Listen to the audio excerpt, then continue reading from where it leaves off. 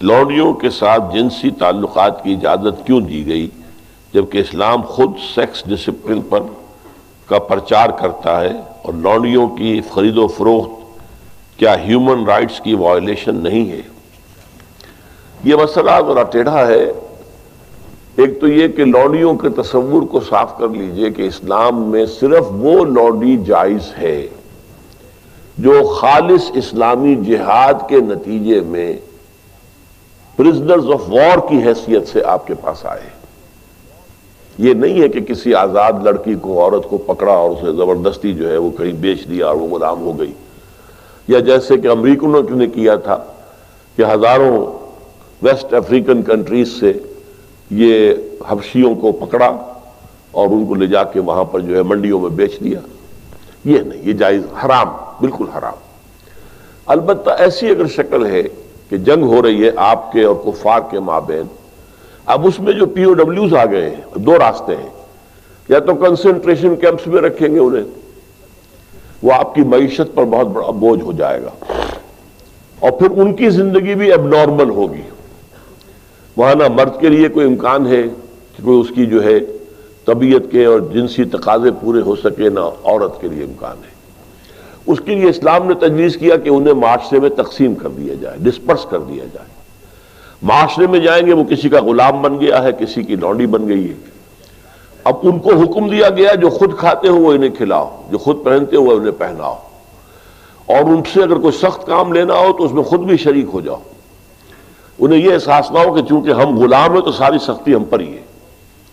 اور ان کے لیے بھی پھر یہ کہ نیکی کے کاموں کے اندر یہ ہے کہ ان کو آزاد کر دینا، یہ بڑی نیکی کا کام ہے۔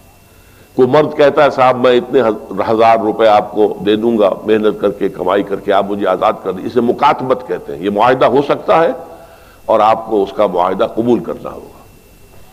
پھر وہ لونڈیاں جو ہے وہ پھر ان مالکوں کے تصرف میں آتی ہیں، وہ منکوحہ بیویاں نہیں ہیں، دو کیٹیگریز علیحدہ ہیں جو ہم نے پڑھ لیا ہے سورہ معارج میں بھی اور سورہ مومنون میں بھی۔ والذین هم لفروجہم حافظون الا علی ازواجہم او ما ملکت ایمانہم، تو یہ دو کیٹیگریز علیحدہ ہیں، بیویاں ہیں، منکوحہ بیویاں، اور یا پھر جو تمہاری ملک یمین ہو، لونڈیاں ہوں۔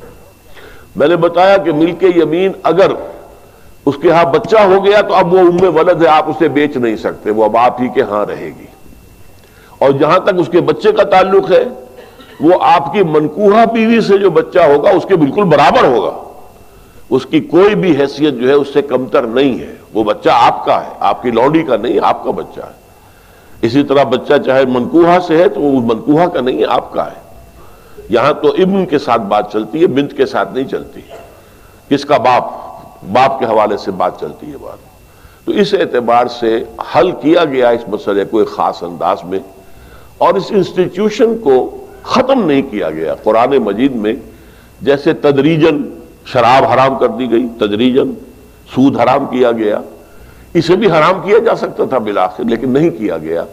اس کی وجہ کیا ہے؟ میرے خیال میں یہ ہے کہ اس دنیا کے آخری دور میں جس کا اب آغاز ہو رہا ہے، خالص اسلامی جہاد بھی ہوگا، کفار کے ساتھ جنگیں ہوں گی، مقابلے ہوں گے، اور اس میں پرزنرز آف وار کے لیے یہ راستہ جو ہے کھلا رکھا گیا ہے تاکہ اس وقت جو ہے سچویشن صحیح طریقے پر اس کو حل کیا جا سکے۔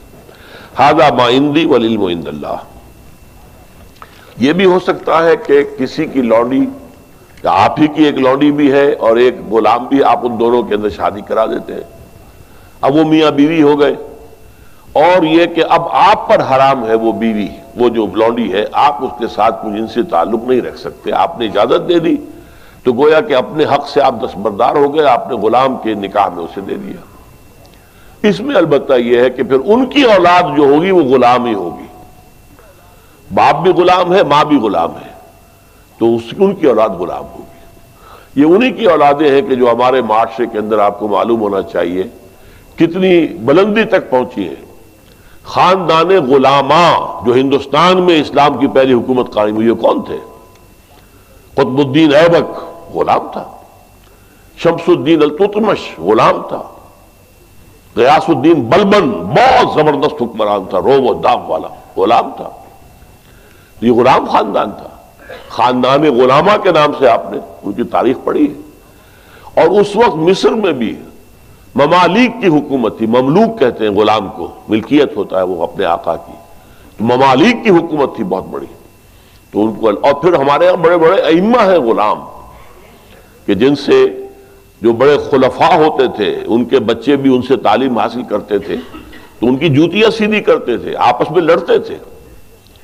یہ مامون الرشید اور امین الرشید دو جو بیٹے تھے ہارون کے، وہ آپس میں لڑتے تھے کہ اپنے استاد کی جوتی میں سیدھی کروں گا، وہ کہتا میں سیدھی کروں گا، حالانکہ وہ غلام ہوتا تھا.